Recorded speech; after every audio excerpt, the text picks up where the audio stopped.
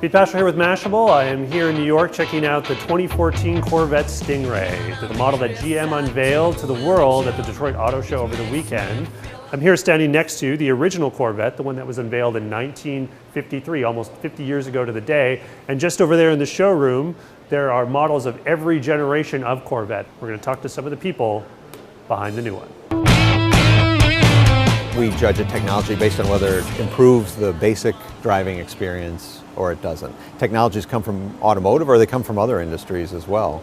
But you also have to make a car that performs better. Historically, doing a new Corvette with reduced performance over the previous generation has been a terrible business strategy. I mean, you just keep the old car, right? If you're a customer, keep the old car. It outperforms the new one. You'd never do that. So it's an imperative that the car outperform the previous generation.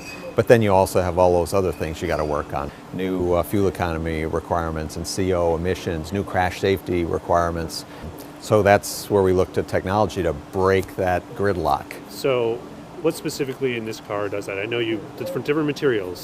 Carbon fiber is the holy grail for people who make any high performance anything. You see it wherever you need lightness and stiffness. So it's in airplanes, military operations. But the body structure actually saved 100 pounds on this car, and it's 60% stiffer than the steel frame that we had in the last generation. Lighter and stiffer is the perfect formula for a sports car. It's a perfect formula for a race car. It's exactly the same thing. Makes the car feel better while driving, and when it's lighter, you get everything better. You get better braking, better acceleration, better fuel economy, everything improves. And that always brings like, oh, is it less safe because it's lighter? I mean, you know. No, it's more safe because there's a lot more requirements that are built in, you know, kind of this basic structure.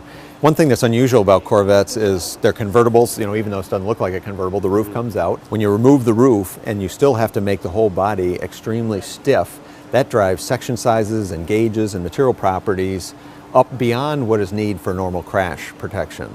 So what you end with is a car that's over-designed for a lot of the safety requirements.